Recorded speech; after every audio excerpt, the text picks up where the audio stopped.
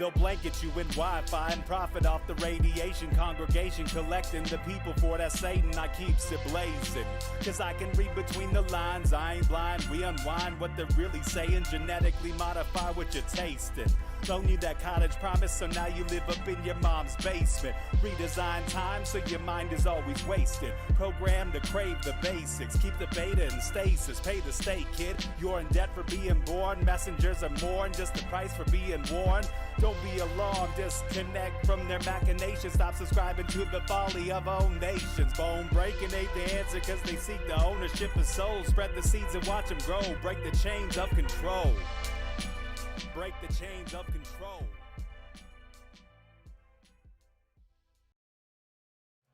Sweet eternal balance of all that is good, true, and beautiful, friends. We are rocking tonight on Rogueways with one of the most badass rogue warriors we could find. She's a fellow conspiracy and truth-centered podcaster, author, and artist, so we've got a lot in common, but she also sings, writes songs, is a comedian, and has spent much of her life leaving behind a Southern Baptist worldview for one in which she sought the scientific answers to the paranormal, only to find that wasn't enough. The multiverse's hollow fractal and quantum nature finally revealed itself to her, and she has never looked back. FranticMissy Stewart, welcome to Rogueways, and thank you for being here. How are you tonight?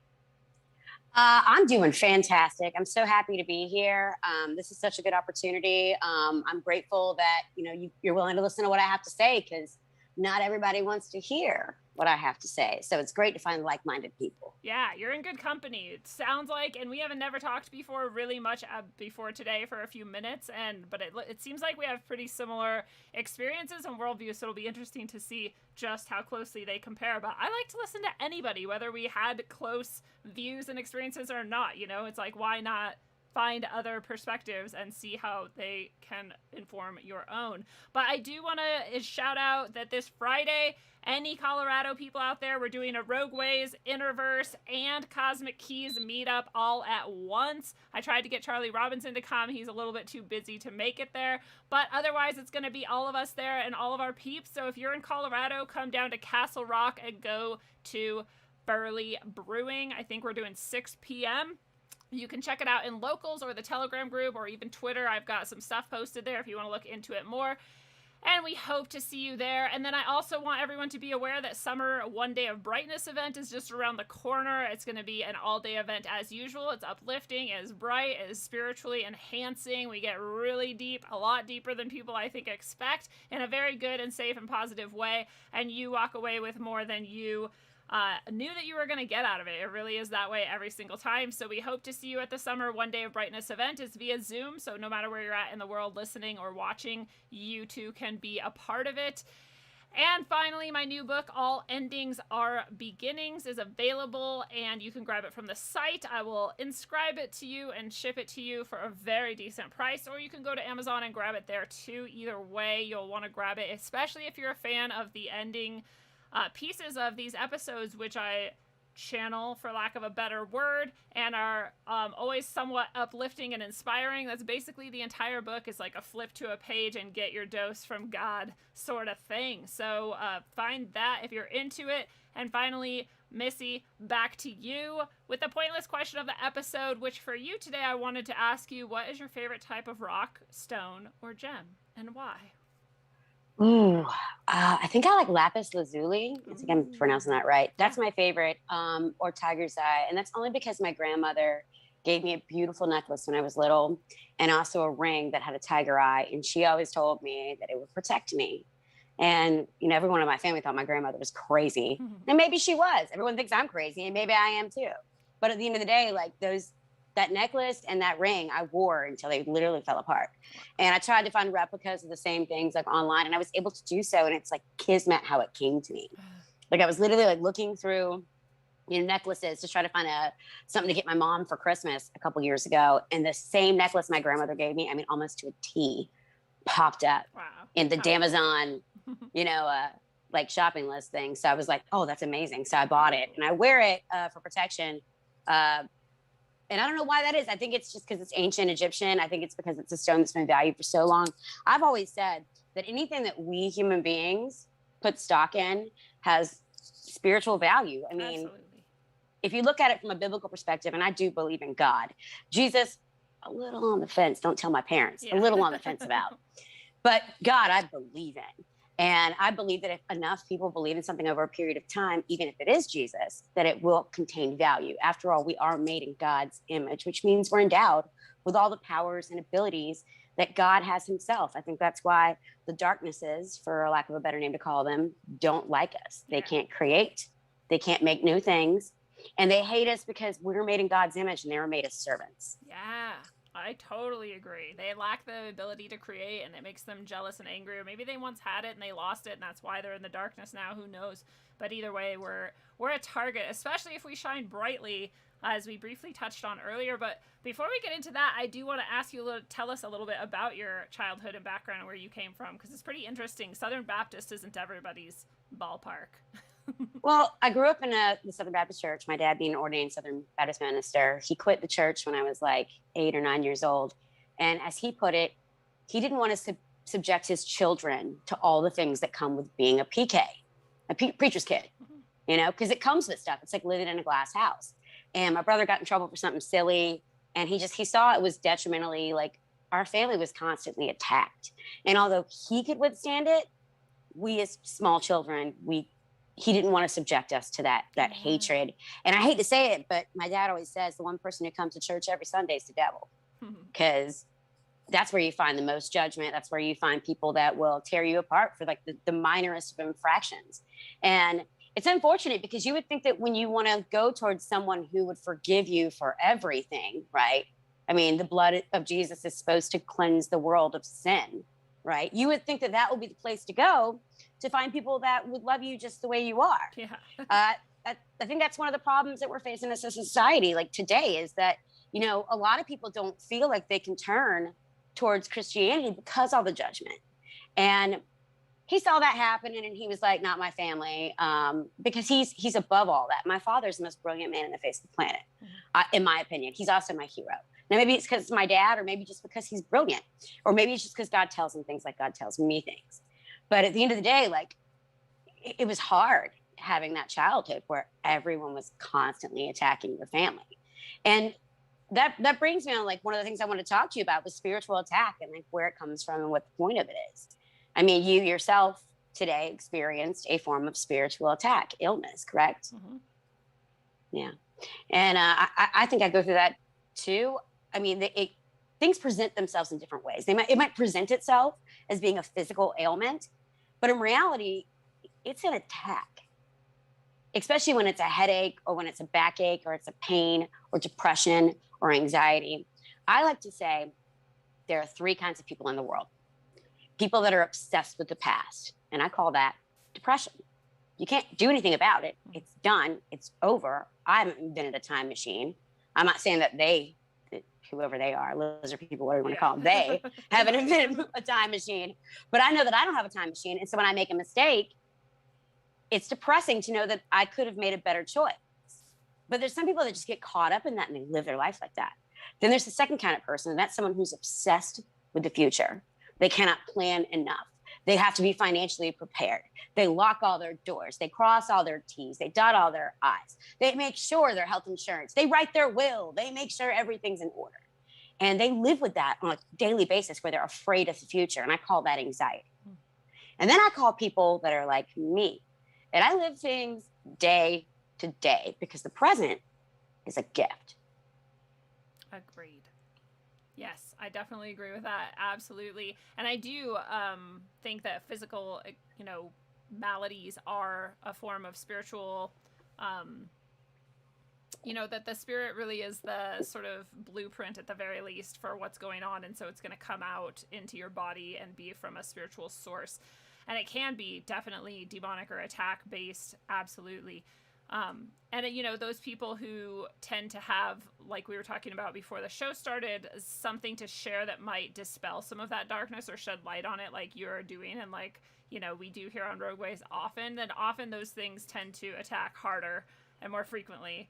And part of it, I'm like, well, that's like question being asked of you, like, how bad do you really want to get this message out? Or how much are you really actually committed to this? And every time I think you answer, like, I'm fucking committed, I'm going to fucking do it, then it's like you get a little bit more grace or relief or light that, like, shines in and through you, right? Do you feel like that way? It's like you're riding a bicycle and someone's coming along and throwing sticks trying to get one of the spokes. Yeah. I've had so many, like, technical issues and BS and, like, attacks from people on the internet that pops up out of nowhere, even though I'm not that important or not that, like, in the community, like, nobody knows who I am. And I'm trying to get like 1,000 subscribers on YouTube, so I don't have to buy a computer, so I can just go from my phone, you know?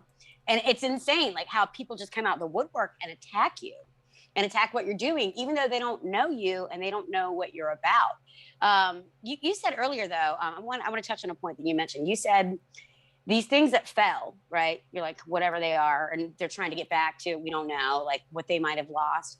These darknesses, that's what I call them. I call them darknesses because they will mess up your couch. They do not care about you. They are like, it's like something else is in the driver's seat.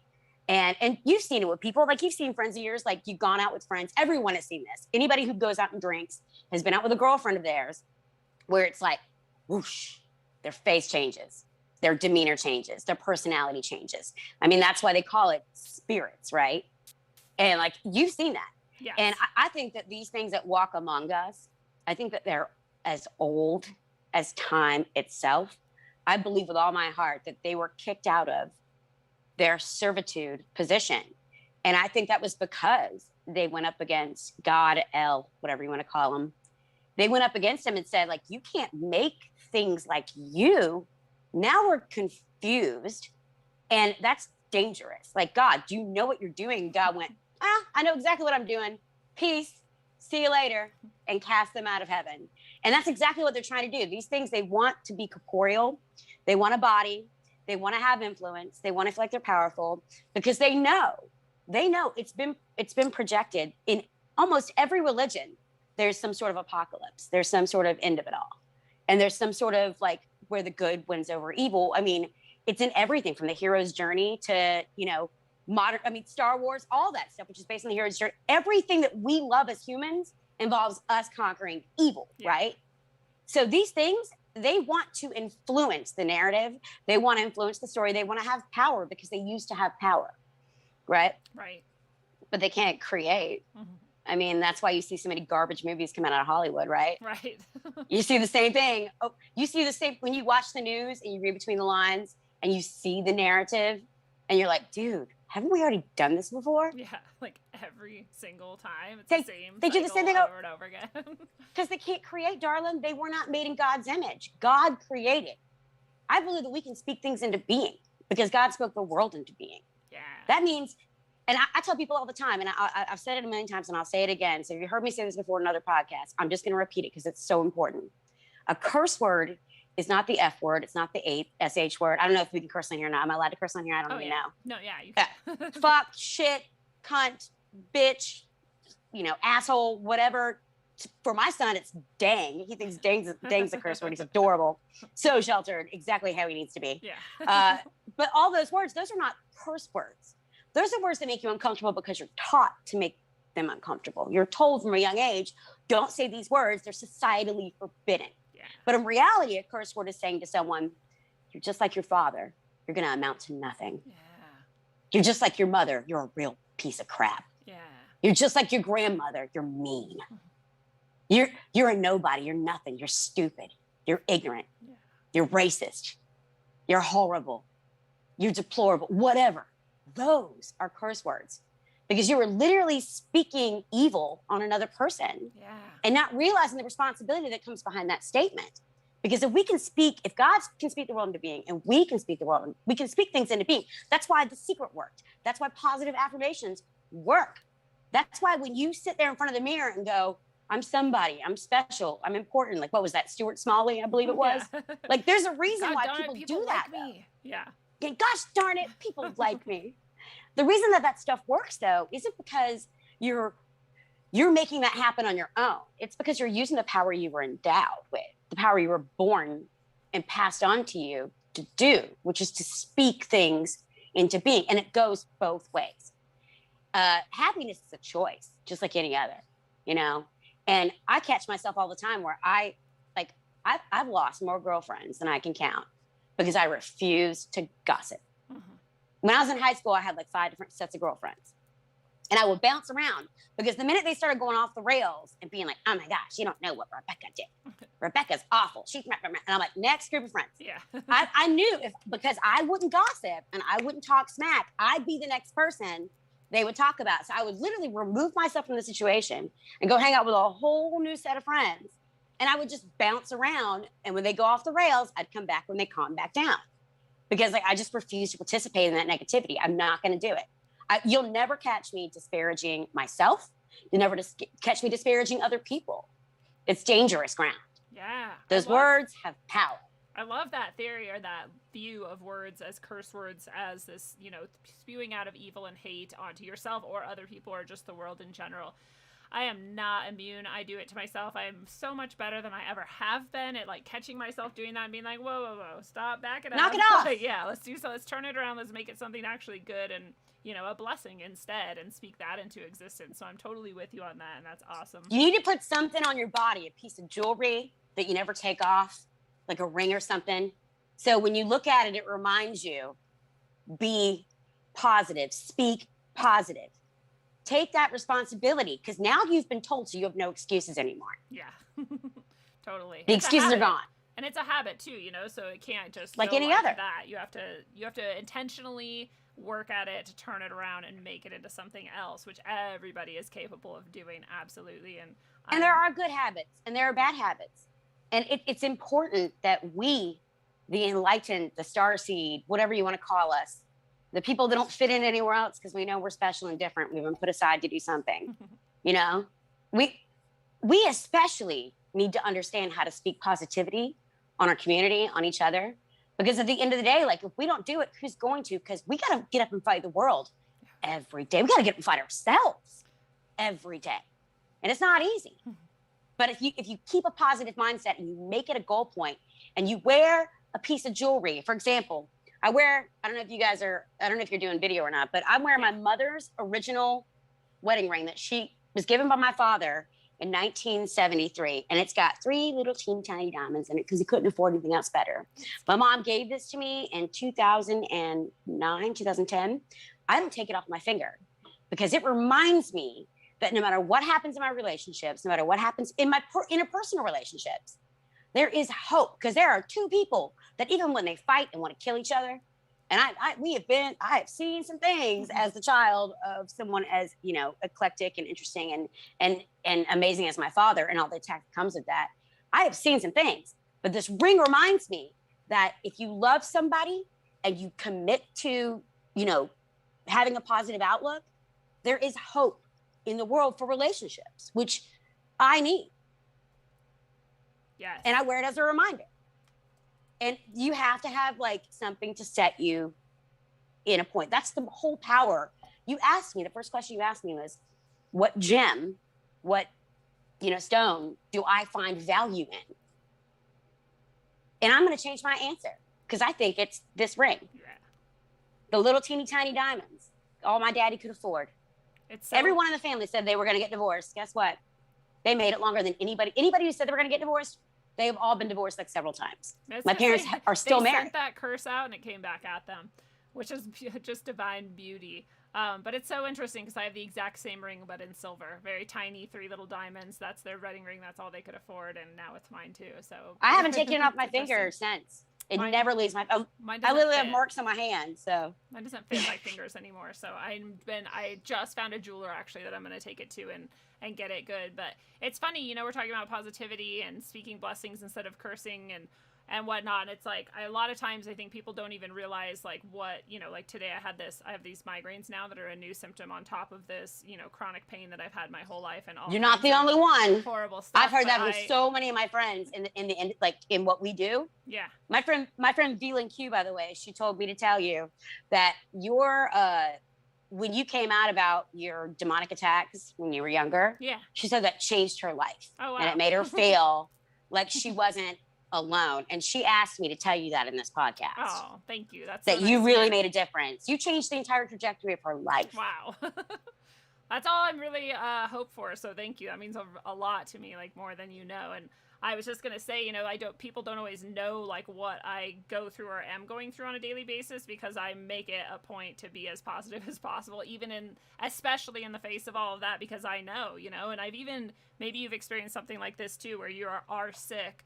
And I've played around with this, like if I'm just like, oh, I'm sick, I feel like crap, it's getting worse and worse and worse. And if I'm like, no, I'm getting better, my body is healing, my body knows how to heal this, I have divine assistance in healing this, and it's getting better, then I feel better and better and better, even in the moment to moment. So I just know the power of that, and even then sometimes it's hard to remember to do it, but I try really hard, to the point where people don't believe me when I tell them all of my maladies and things and afflictions that go on, because they're like, no, you don't, like, you're fine, you're happy every day and you're whatever. I'm like, yeah, I choose to be, and it's something that I have to consciously choose and do, on purpose.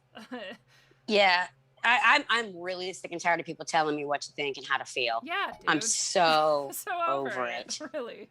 And like, just because I don't feel good, I don't feel good, it's not because it's an excuse.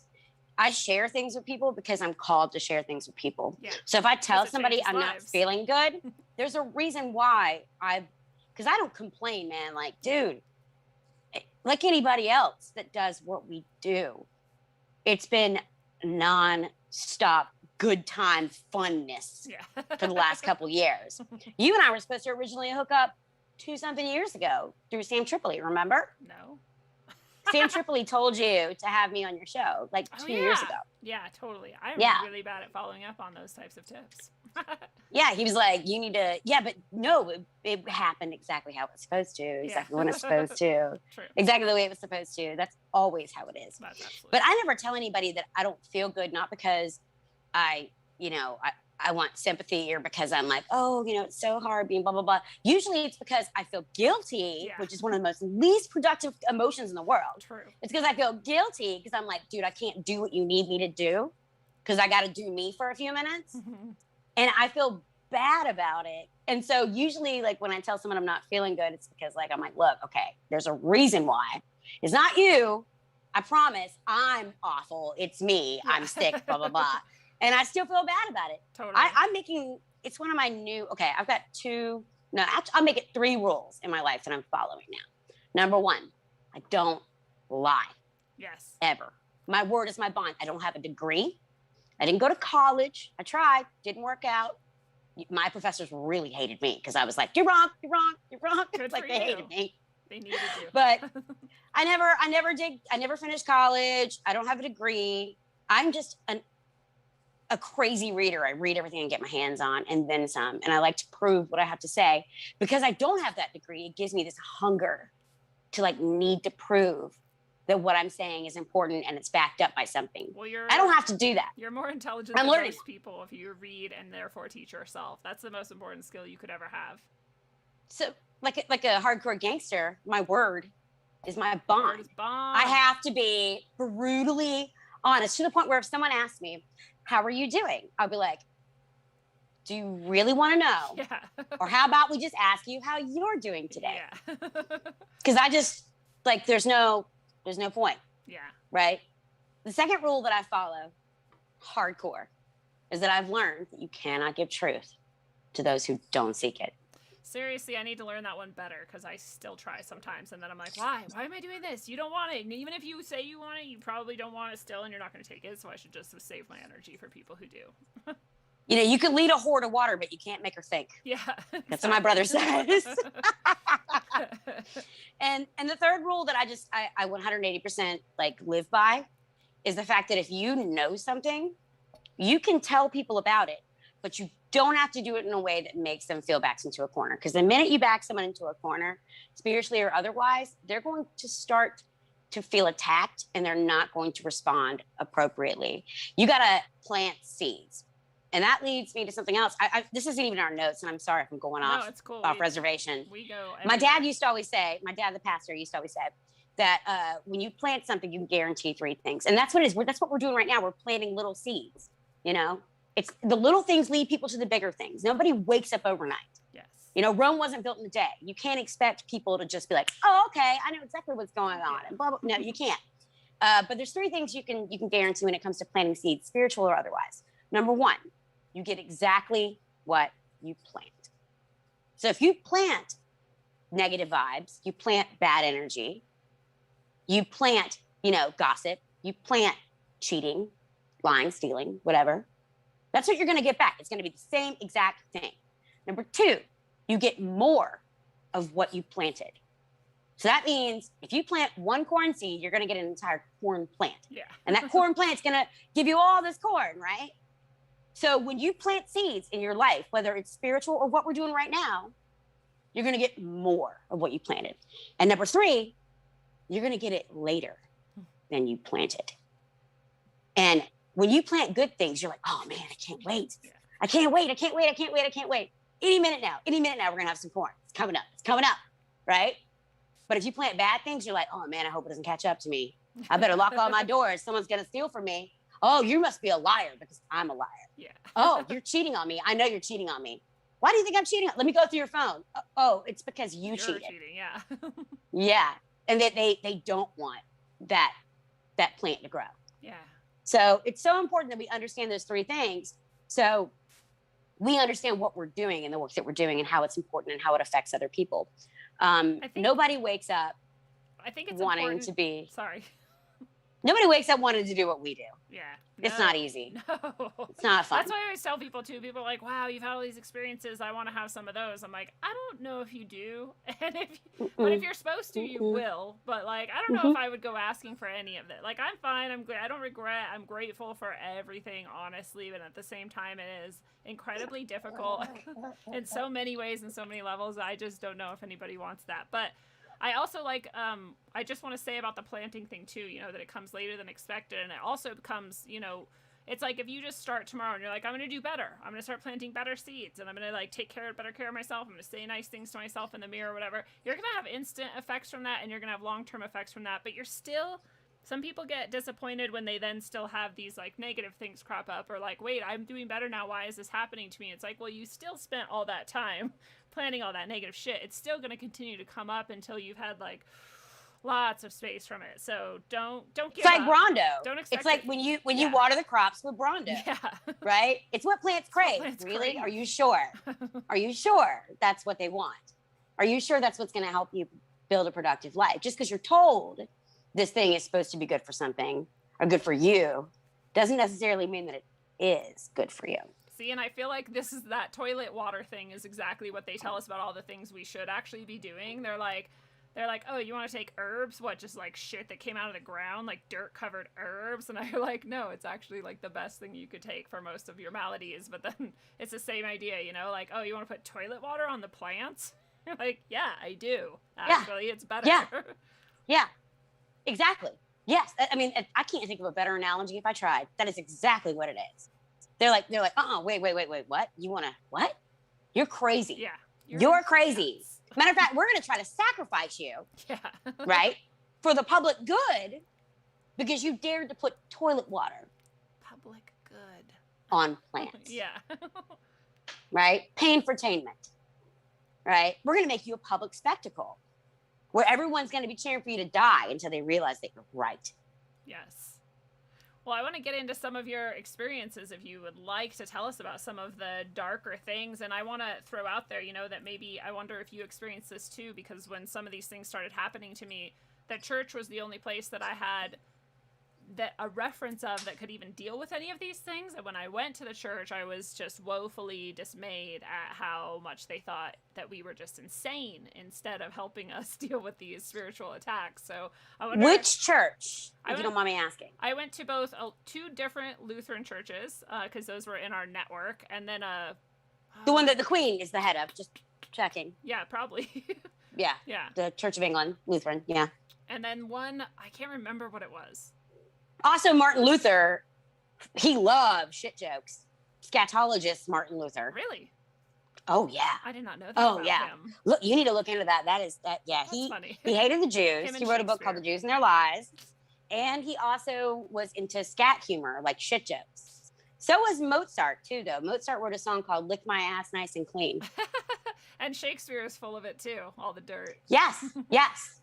Yes. And the Jew hating. Like, and that's got to make you ask questions like, these are people that threw stuff out of chamber pots. Like, the reason that women walked on the inside was so they didn't get hit by the mess from the chamber pots being thrown out the upper windows. You know, this is like Shakespeare, as in London. Like, these are the same people that they had the great stink like 100 years later from the literally filling up the Thames River with poop. And these people thought shit jokes were funny. Why would they think that was funny? Think about that. Yeah. That doesn't make any sense. It's something that they lived with. It's not like we are, where we're all like, we're removed from it. Yeah. You know? These are people that like, this is something that like they dealt with. It was a daily, like, it was a weird thing. Why would they think that was funny? And we're meant to think they were like ascended masters practically, you know? Like they're above I have an far 8-year-old. above us. He thinks poop jokes are hilarious. True. Just saying. So yeah, how did I end up where I got? You know, it's one of those things where like when you grow up in a household and you're told this is what you believe, this is what you should believe, this is how you're supposed to believe, you at first believe all that. And then you hit this period when you're a teenager where you're like, are you sure? I started reading when I was 3. I read every single book that I could decipher and my dad would let me touch in his library by the time I was 6 or 7 years old, because we lived in the mountains of North Carolina and we had 3 televisions, like channels. That was it. I know, because I was the remote. We had like the pliers that turned like it was, there was no television. I remember describing to my father one time, seeing MTV for the first time and telling him that Forever Young by, what was his name? Rod Stewart was a good song because it talked about like saving children, and about how Like a Prayer was a good song because it was about Christianity. I remember telling my father this and being like, we can watch TV. It's okay. MTV's fine, because I was always a music fan. But in reality, like I read all my dad's books by the time I was like 6 or 7 years old. By the time I was 8, my cousin had the Time Life series books, you know, with the aliens and all. And like, I was like, oh, I'm into this, because I had started to have, how do I put this? I started having like paraplegic, what's it called? Where you get frozen in your body. Oh yeah. And you can, what is it called? Sleep paralysis. Thank you. Sleep paralysis. Not like Christopher Reeves, like something else completely. Yeah. Yeah. I had sleep paralysis, and I remember like smelling burnt hair, smelling, you know, Martin Luther's favorite subject, shit. I remember smelling it. And I remember like seeing like swirling vortexes on my ceiling and being trapped in my bed. And I would just say the Lord's Prayer over and over and over again. And then I would wake up and it was okay. But like, it felt like, if anybody's ever had a panic attack, imagine that times like 100. Yeah. Because I've had panic attacks and I'm like, this is not that bad actually. Yeah. Because that was horrific as Way a child. worse. Totally. And I think that they go after, I think that the darknesses, whatever you want to call them, these darker entities, I think they go after you when you're a child because you're weak. You're closer to God because you have less sin, right? You're more innocent. And I think that they come after you because they're like, we're going to try to influence what kind of adult you become. But the last laugh's on them because it made me like do what I do now. Yeah. And you probably do, right? Absolutely. Like to feel paralyzed as a small child, at the time it was horrific. As an adult, I look back and I'm like, I'm so glad that happened to me. Yeah. Because it put things in perspective. Yeah. Well, and you have faith, not because you just take it on faith, but because you experienced the lived truth of being protected from really, really dark shit by this presence of really, really good beauty. Well, you know, it's one of those things where like people that, you know, I always love to like laugh at the billboards on the side of the road. It's like, Jesus saves. I'm like, that's it. I'm pulling over. That's it. You've converted me. Yeah. We're done right? now. I think of those as like being like maybe reminders, but like it just seems like kind of like a fruitless. It's like a guilt trip, effort. I think. They're like, are you sinning right now? You should be afraid. What do you mean? People that go to church would guilt you into doing something? Yeah. Yeah. No, They seem like such wholesome people. Totally. Westboro, you know, shout out. Yeah. No, we're good. Yeah. At the end of the day, I think like that stuff is sometimes a reminder, but I've also seen those billboards when I've absolutely needed them. And the same thing is true with ghosts. I remember like the first time I saw a ghost was when I was a kid, and I was like, we had this house that was behind my parents' house in the woods. And we called it the Blackbeard Pirate House because like we were kids and, you know, we did weird stuff when I was like 8. Yeah. Living in Leland, North Carolina, outside of Wilmington, where my dad had a Presbyterian church he's pastoring. Yeah, he bounced around because, you know, you can't have goals. You got to like do whatever God tells you to do and you just do it. And my dad was trying to start a Christian radio station at the time in Wilmington. And I remember like playing with my friends at this house and the floor, I know I sound crazy, whatever. I probably am. The floor, I saw the floor move. And I saw people in colonial outfits that no one else saw. My friends were like, I remember getting on my bike and trying to go home so fast because I was so scared because like I just saw like a scene. I've never even talked about this before. That's how like crazy I know it sounds. I saw a scene in history happen. And it was so crazy because it wasn't like they were doing anything. Like there wasn't like a surgical scene. There's a great story from where I'm at in Charleston where someone walks into like an amputation and the whole room changes. Yeah. This is one of those things where like the floor moved like 3 feet down. And all of a sudden I was just in a regular colonial home. It was insane. Like they were talking about, you know, over dinner and they were wearing the right outfits. And there was nothing like nefarious or scary about it. And I think that was intentionally meant to introduce me to this concept of there being a veil and dimensionality. And there's something more being to ghosts. Because I go back to that story and I'm like, I think that ghosts and trauma are connected. I really do. I think that like they're not dead. I think they're alive. I think that the trauma bleeds the 3rd and 4th dimension. Yeah. I do. I totally And this scene is the only one in my entire life that I've experienced, including 3 years of paranormal investigating. This is the only one I've ever experienced that there was no actual trauma. And it gives me questions. And I'm like, well, maybe that was intentional. Yeah. It did send me on the right path, though. So it did its job. Right. But at the same time, like it flies in the face of all my other theories. So I'm like, I wonder why I was introduced to that scene and who introduced me to it and why. And maybe it was like a fail on the dark side of things, like the, you know, the yang or whatever you want to call it, as opposed to the yin. Like, I think it was like putting that space. I was put in that space at that time to experience that, to try to deter me from the path I ended up on. And in reality, it did the opposite. It sent me exactly where I needed to go. Yeah, I totally agree with the trauma thing, you know, and especially, I don't know where you stand on past lives, but for me, past life memories that I have relived and experienced have always been at the most horrifyingly traumatic moments of those lives. And they always connect to things that I've dealt with in this life. And so the only reason that makes sense to me, though, like if that trauma has not been healed and dealt with, it's still like hanging around in that dimension waiting for me to heal it. And so then I, you know, have these regressions or memories, and then I can heal that and let it go. And that's a beautiful thing. And so it makes sense to me, too, that ghosts would also be dealing with a similar sort of experience where they have some sort of trauma that is still playing out or still so present that it's sort of almost trapping them or just drawing their energy to that over and over and over again. I don't think they're trapped. I think they're alive. I really do. I think that when you see a ghost, okay, here's what we know about ghosts. Facts. They always wear the same outfit, right? You're never going to see a ghost in a MAGA hat or a Pearl Jam t-shirt, unless he died maybe during the Pearl Jam time. Yeah. When they were cool. You're never going to see a ghost with an iPhone, right? Right. You're never going to see a ghost like wearing a pussy hat, right?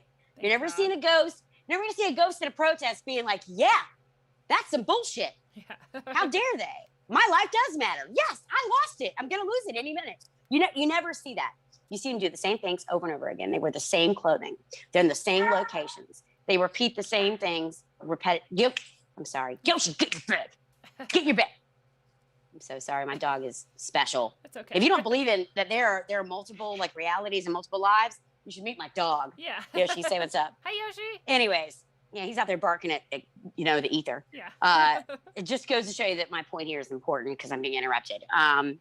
Yeah, so ghosts never change their trajectory. They always do the same thing. All ghost stories, they repeat seeing the same thing, with maybe the only difference being like the gray men that warn people about hurricane storms and all. But that's the thing about angels too. You never see like an angel that like just hangs out. Yeah.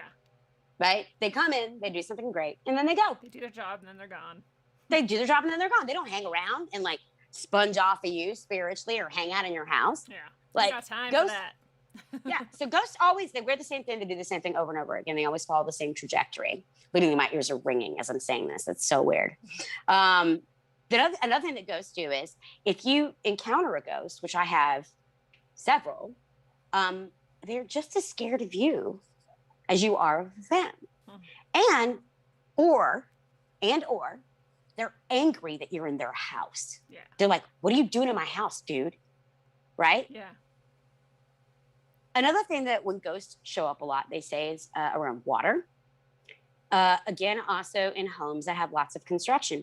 But these are also ghost stories where people are considering ghosts to be full apparitions. Yeah. It's very hard to catch a full apparition on camera, and I still don't think that we have, because I don't think that our cameras have the technology to catch something in another dimension that's occurring right now. All time occurs at the same time. That's why God is omnipresent. He's the only one who knows the future. You can go to all the psychics you want, and they can tell you all about who you know, where you've been, right? And they can tell you like just enough for you to be like, oh, okay, maybe they're telling me the truth, but they can never actually predict the future accurately. Right. Horoscopes, they lean on, your need.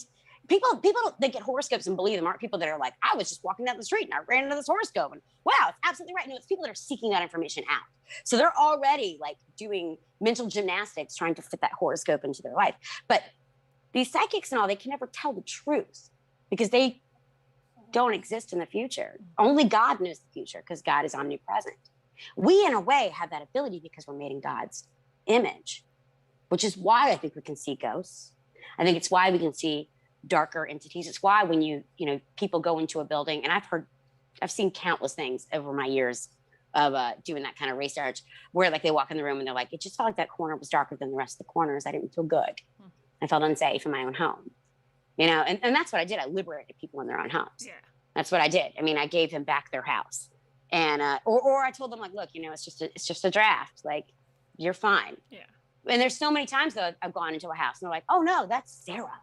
She lived here in 1841 and she died of cholera and blah. And I'm like, dude, don't name the parasites. Yeah.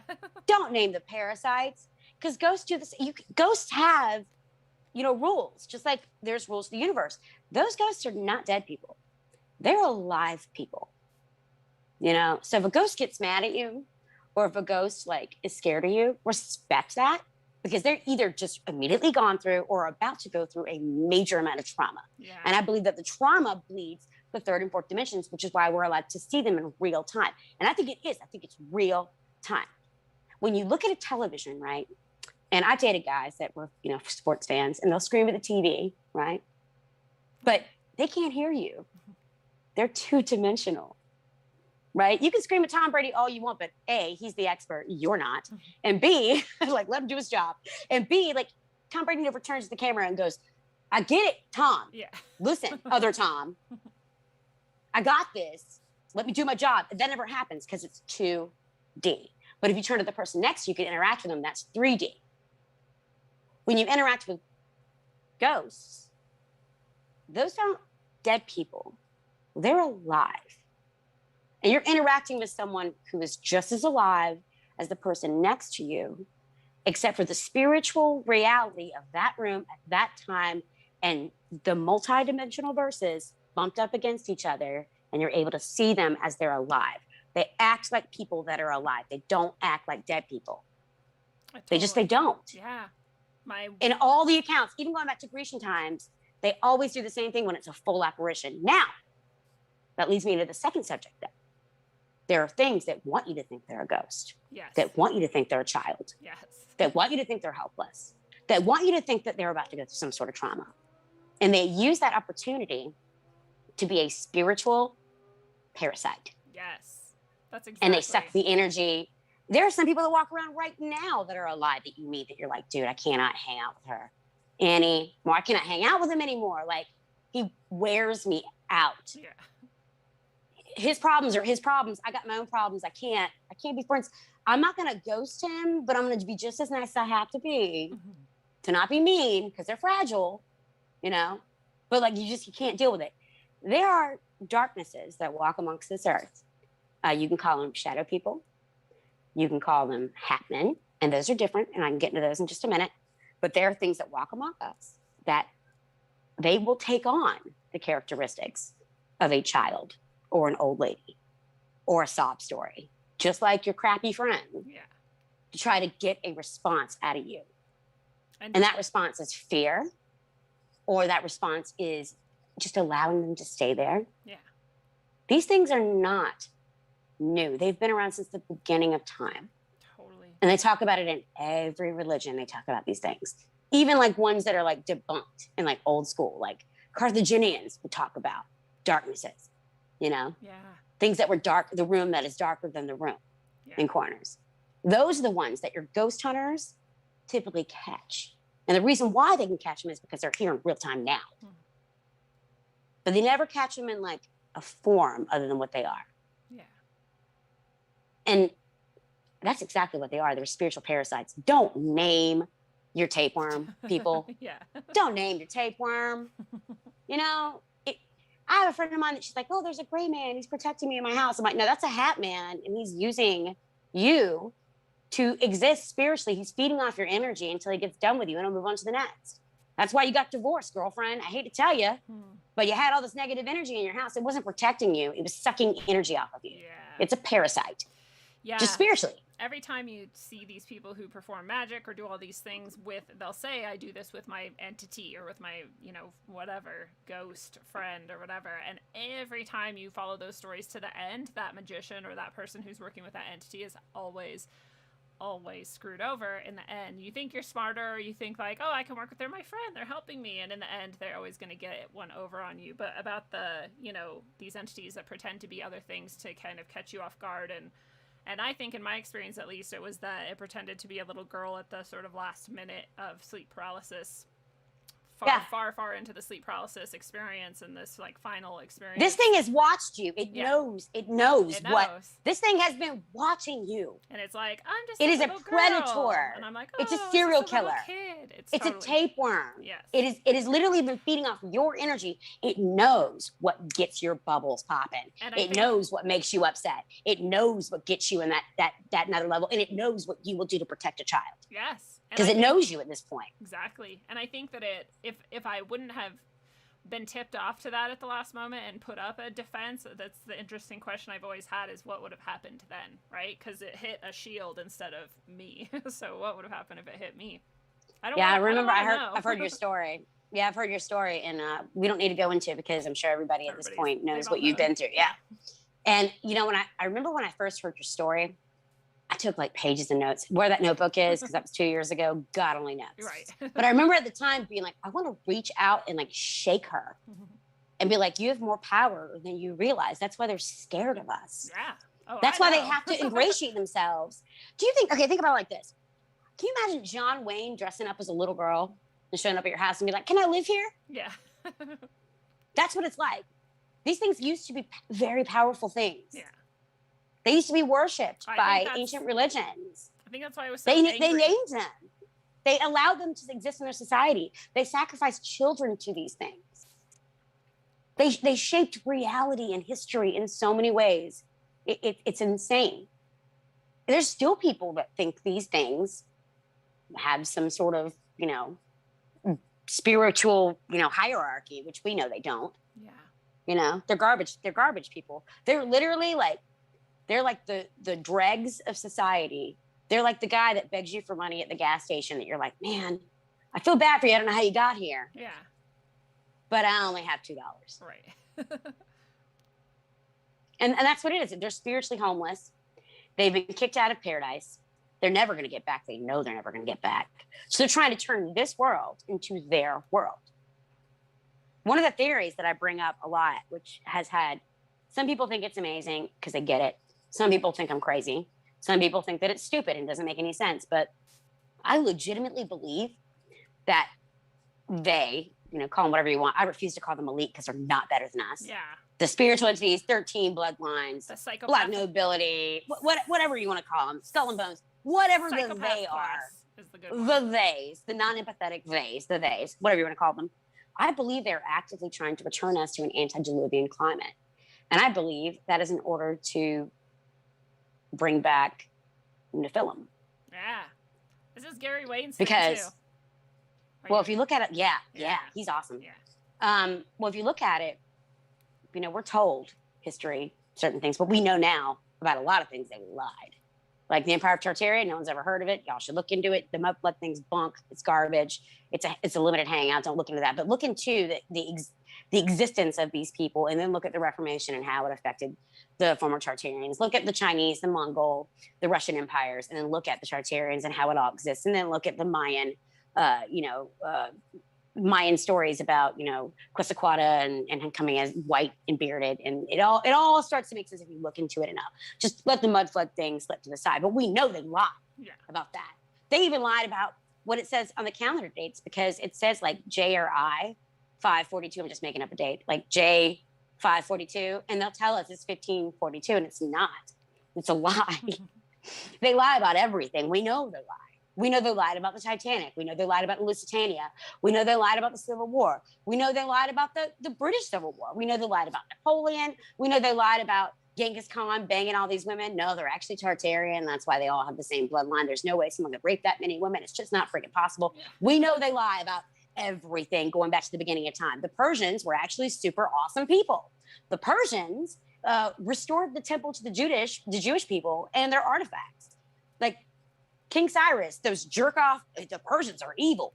No, actually, they believed they were Zohar. I think it was Zoharianism, where they believed that everybody was entitled to their own religion, and they never like threw their religion on other people, unlike the Assyrians or the Babylonians or anybody else at that time. So we know they lie about history, right? So is it too crazy or too far-fetched to understand that when they lie about our history, that they also don't make it to where it's easier for these things to get by doing the same things over and over again, and no one notices? And to hide our power and our, you know, connection. To hide our power. You know, there's a reason why our current society is so completely spiritually devoid and disempowering, and that's why. Well, where's the point now where it's black versus white, woman versus man, like black versus black, like, oh, you're lighter skinned than me, like black versus black. We got Democrat versus Republican. We got Republican versus Republican. We got Democrat versus Democrat.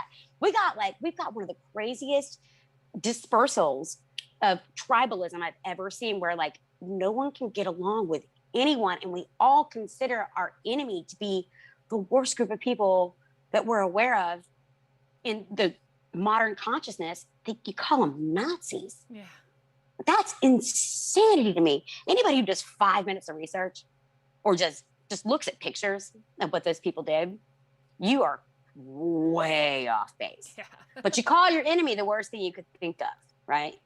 And then you don't have to, you can dismiss them. It's like when you call somebody crazy. Yeah. Well, if they're crazy, then I don't have to listen to them anymore. You know? Mm-hmm. And we've never had like this kind of, but you know what that tells me, Lindsay, you know what that tells me? It tells me that we're winning. Yeah. It tells me that we're winning. These people are scared. These darknesses, they want a body. They want to influence government. They want to influence everything. I genuinely believe that satanic ritual abuse is something practiced among the wealthy. And if you don't believe me, you can believe Paris Hilton. If you don't believe me, you can believe Amanda Bynes. If you don't believe me, you can believe Demi Lovato. If you don't believe me, you can believe Corey Feldman. These people, if you don't believe me, you look at just the royal history of any of these messed up families, right? These Rh negative, 13 bloodlines, crazy people, right? We know for a fact that they use children for these rituals, and they do it over and over again, and they don't change, and they always do the same thing over and over again, to the point where like Paris Hilton and the ranch and all that stuff that she talked about, she mentions about how she was abused. And then when she comes out the other side of it, what happened? She's a party girl. Yeah. She has a sex tape, right? When her sister was like, I can't believe she ever did that. That's not like her at all. She's actually a really smart woman. It's sad the way that she got painted as the media. It's really sad. But I believe that these things like take up occupation, and they use the satanic ritual abuse to like throw someone's soul out their body. Because if you think of it, it's trauma, like any other trauma. When you have a trauma, yes, you look down upon yourself. And for example, my dad, the pastor, he had a near-death experience right before he married right after he got married to my mom. My mom was pregnant with my older brother. He got shot in the head by accident. He was cleaning a 22. At least that's the story. We'll never know the true story. But he died for like 11 minutes. Wow. And he saw like the doctors working on him, and he saw, that's why he became a pastor, because he like went through the whole tunnel, and his grandmother being like, go back. And then Jesus being like, no, really, go back, tell people about me. That's awesome. And that's why I became a pastor. But he said he could look down upon them working on him. And that's the same thing you find with children that are abused. They can see themselves. They can look down upon themselves. It's the same thing you find if someone's been in a traumatic car accident. They can look down. They look down upon themselves, right? They can feel that there's these other things. And there's a lot of atheists that make a lot of explanations for why that is. Personally, like, dude, I don't care what you believe as long as you're positive. Like, you're cool with me. Yeah. But in my personal belief, I believe that's like God, like popping their soul for a minute to protect them from, especially children. Yeah. Because Jesus loves little children, to protect them from that trauma and that danger and that terrifying stuff. And I wonder if when I was a child, if that's exactly why I was paralyzed the way I was, where I could look down upon my own body. Yeah. I wonder if that has something to do with it. Like it was God protecting me from whatever this thing was. Mm-hmm. But also, I don't know about you, Lindsay, but when I came out the other side of that as a child, where it happened so often, and even as an adult at times when I've been stressed or been like with the wrong person, like dating the wrong person or in the wrong like position in life, where I needed to get right, because God always brings you right where you need to go. When I was going the wrong path, I would have those dreams again. And I feel like it was God like being like, look. Is this what you want? Yeah. Is this what you want? Because this is what's coming. You got it. This is what's coming. Not this like is a real. punishment or a threat, but like this is what you're choosing. Right. Dude, I don't believe I don't believe that a God that would create us would kill us or hurt us. Yeah. I believe that has to come from somewhere else. And I believe that these children that are ritualistically abused, I believe that something else takes up shop in their corporeal body, which is why you see celebrities freak out. And that's why you see Britney Spears shave her head.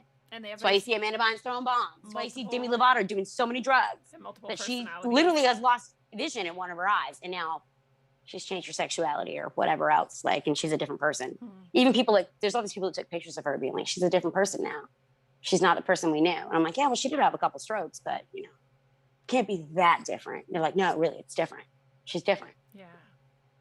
And that disassociativeness, I think that when you're abused, and God being the benevolent, creator that he is, the father of mankind that he is, he removes that soul from that body so they don't have to experience that pain or that trauma.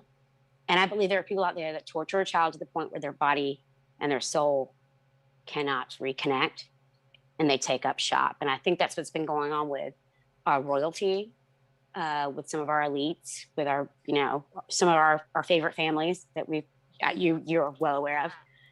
Yeah, right. I don't even call them elites. I call them lizard people, even though I don't believe in actual lizard people. Although I did see someone's face change. It's a whole story for another time. Yeah, but that could be demonic. I did. I'll tell you that story another time. Yeah. But even though like the lizard people or whatever you want to call them, I call them that because that makes them sound stupid, which is what they are. I think that they perform these rituals so they can bring back these entities over and over and over again into the vessel that is a body. Yeah. And that's why they use their own children to do these ritualistic, like God pops their soul, right? And then something else sets up shop until it doesn't. Or until they wear the body out, which is why you see all these older celebrities. Oh, crap. That's why you see all these older celebrities, like, just go off the rails and go like Tiger Blood, #winning, right? Positive's good still, I think, Charlie Sheen. I'm not really sure how that works anymore, but positive, is good, right? Like these things, they come in, right? And it's like they bounce back or they lose their mind or they come back into their body. And it's like you're dealing with a completely different person. Yeah, I mean, even Beyonce got sued for witchcraft. Really? That's weird. Yes, by one of her assistants. Oh, wow. One of her assistants tried to sue her for casting spells on her. Huh. Wow. Yeah, and you see them, you've seen Britney just like switch at a word, and you've seen these people, you've seen Bill Clinton just become a child and be like, oh, do we get to record more today? And then like switch into like Bill Clinton as we know him. And we're seeing it right now with our president. Creepy Joe. Where it's like he goes in and out from lucidity. And some people want to say it's dementia. And I'm like, yeah, okay, whatever. Okay, boomer. Okay, boomer. There, dude, I'm beginning to think we need like a belt system for people that are like in our community. So we know like where we can broach subjects. So we know where to go out. Like, I don't know about you, but I'm a black belt. Yeah. I might even be a double black belt at this point. Like from all the research and all that time that I spent like digging into everything and anything. We kind but of I've had have to put the down pill system though. We're like, you're blue pilled, you're red pilled, you're black pilled. Like we're white pilled. Some people are white pilled. No. It goes blue pill, red pill, black pill, white pill. Right. Because when you come back from black pill, when you're blue pill, it means you don't know what's going on. I mean, and in their own defense, it's hard having to have two jobs. The biggest like bullshit the United States government ever pulled on us was getting women to work and leave their children at home, which made them more vulnerable, of course, to these darknesses. Yes. Now they want to leaving their offer children you at home, free, latchkey kids. Now they want to offer destroyed you free, society. Now they want to offer you free preschool. There's a reason. Pay attention. Oh well, of course, because you got to start them earlier because Right. they're not winning, they're losing. Right. But yeah, I mean, like they indoctrinate children, recycle, reduce, reuse, and close the loop, like shit like that. You know, where like it's still in my mind, even though I'm a grown up now, and that's been like what 30 years. Yeah. I still remember like Captain Planet and stuff like that. Yeah. Right? Remember the ozone layer? Why aren't we talking about that anymore? I It know. doesn't What matter. happened It's to over. that? Right. That trauma's yeah. gone. When a weapon runs out of juice, it's no longer useful. It's like playing Zelda, but They'll in real probably life. bring it back soon. Like, They probably will. look, there's Because more they repeat the same things over and over again. Right. They cannot create. They can only recycle, reduce, and reuse Yeah, that's true. to close the loop. Right? It's absolutely true. But where was I at? I just lost my train of thought. So these darknesses or whatever, like, damn it. Lindsay, where was I? I got I know so we're off. talking about not like women being out of the workplace. Look what happened when I said that, when I sang that stupid song. Yeah, seriously. And we were talking Did about. you see that? I did. We were talking about celebrity or like demons Yes. coming in and out of celebrities and Yes. presidents and stuff. Okay. And not just presidents, anybody that they can use for power. I mean, Obama has some of the most murky, like pictures, backstory, like that. That doesn't take a scientist or eugenicists, like, because they are, or a doctorate, or a genius, or a lawyer, or even a freaking Mormon that is obsessed with genealogy to understand, like, there's some problems there. Yeah. It doesn't all add up. No. And it's not just with him, it's with a lot of people that just pop up out of nowhere, like AOC that auditioned for her job. Literally. Answered a casting Literally. call and then auditioned. She did. Yeah. Yeah. She's doing a great job. I think she's a future Republican. Yeah. I do. I think it's hilarious that they bring in all these people over the border from Mexico, and they're like, oh, the Republicans are like, oh, it's just to make them vote Republican or vote Democrat, blah blah blah. I'm like, dude, those are all future Republicans. You realize that, right? Interesting. They're future Republicans because they're going to own businesses, right? Mm-hmm. And they're going to want to keep their money, Yeah. and they're going to be interested in actually helping their communities. Future Republicans, Interesting. not right. Yeah, it's weird. But yeah, like I think that these things, they set up shop in these blank slate children, and they do exactly what the CIA has always done, where you've got your sex kittens, you've got your soldiers. Now soldiers look different. They look like, I don't know, AOC, right? Or Liz Cheney. That's what your soldiers look like now. Yeah. And I believe that they use every means possible to try to control everything. And I really do think it's because we're winning. Because I don't think they would go through this much effort if they weren't losing the spiritual war. Because like everyone's kind of like turning on to what's really going on. Yeah. So you got like your blue pill people, right? They just have no clue. Oh, that's what it was. We were going through the pills. I know. You Came back to remembered. Good job. and then it's red pill, where you're like, what's up is down, what's down is up. Oh my God. People have lied? What? No. There's more than one bullet, JFK? What? Yeah. And that's usually where it starts with the JFK thing, but people like slowly come around to that, and they realize how bullshit taxes are, and they realize that we still have political prisoners like Julian Assange, and they get red pilled, and then they find out about the kids, and then they go black pill. Yeah. And they're like, well, there's no point. It's all useless. Yeah, that's I'm the only telling you weirdest this thing because to me. I feel like you should know how messed up it is. I've become a doomsday prepper. I bought 14 guns. I blah, blah, blah, blah, blah. Like, I don't even own a gun. Like, whatever. I'm not scared. I ain't scared. God protects me. I'm not really worried about it. But yeah, like they go to that black pill thing where they're like, it's over. We've already lost. The banks own everything. It's over.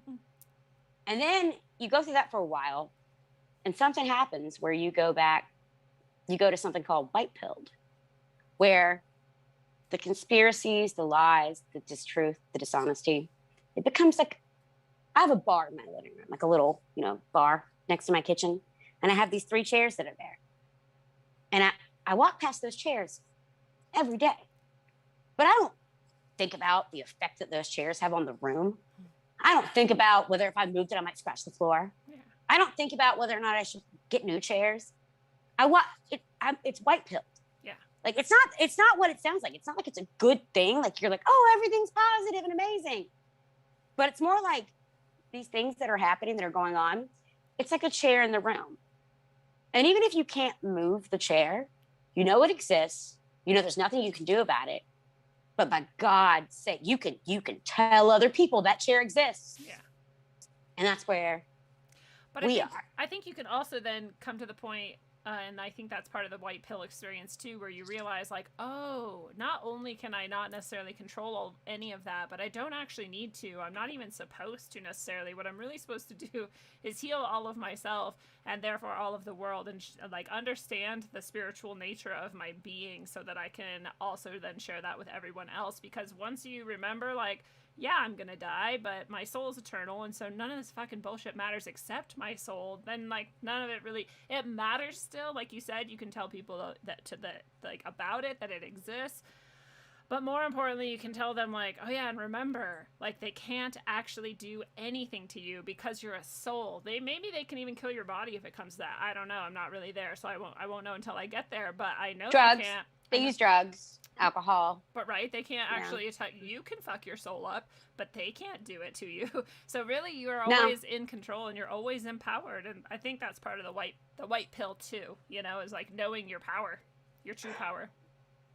Charles Manson never actually killed anybody. Yeah. All he did was whisper in people's ear.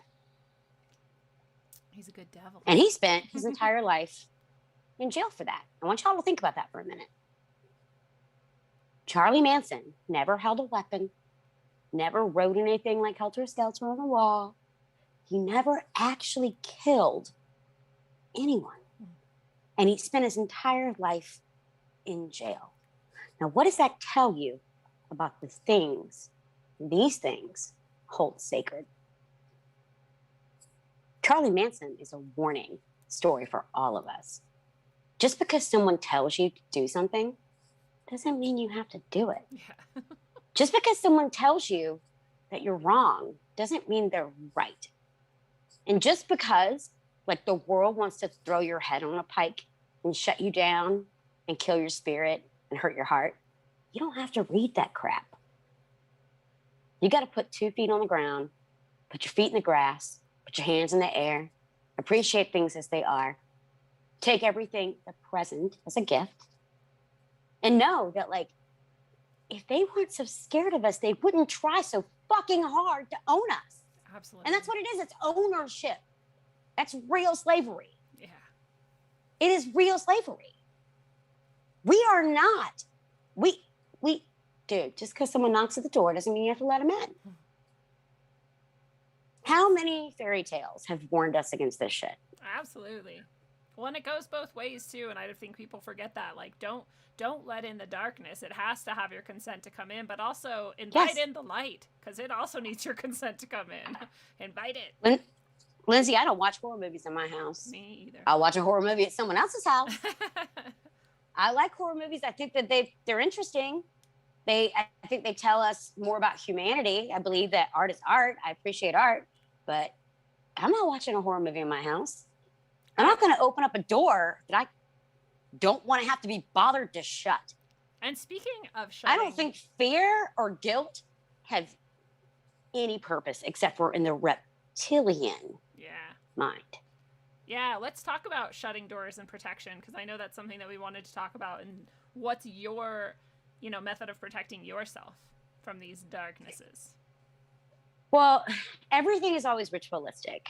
it says in the Bible, I will hold true on earth. Wait, what is it? I will hold true in heaven what you hold true on earth, right? One of the things that I like to do, and I tell everybody this is so easy. You don't have to have a priest. You don't have to you don't have to give your life to God first. I mean, it doesn't matter. The universe has rules. There are rules in place. And one of the rules of the universe is, which we see play out all the time within man, amongst other men, your space is your space. But you have to take ownership of your space. I have a girlfriend of mine that she had a hat man in her house. And a hat man is different. It's not like a shadow person. It's like a more, I think it might even be from a different dimensional plane. But a hat man usually preys on young, attractive women. And if they have a baby, even better. And they're like, it protects me. No, that's what it tells you. Because you feel you're vulnerable. You're a vulnerable member of society. You're a young woman with a baby on your own. Yeah, you're vulnerable. So one of the things that I told my friend, which, by the way, I watched something lock me out of her house. My friend Carly, I was in her house. I went to go cleanse her house or whatever, right? She had court the next day. It's a long story, but I put her to bed because she had not been sleeping for a long time because she was freaked out in her own home. And I put her to bed. She had court the next morning, divorce court. It was a mess. I put her to bed. I started doing her laundry and cleaning her house. And I like kosher salt because it's blessed and by a rabbi, which is, true. Again, good that's choice. A very old religion, and it's easy to vacuum up. Yeah. So I sprinkle in kosher salt everywhere. I had her, before she went to bed, give me ownership and a key to her house.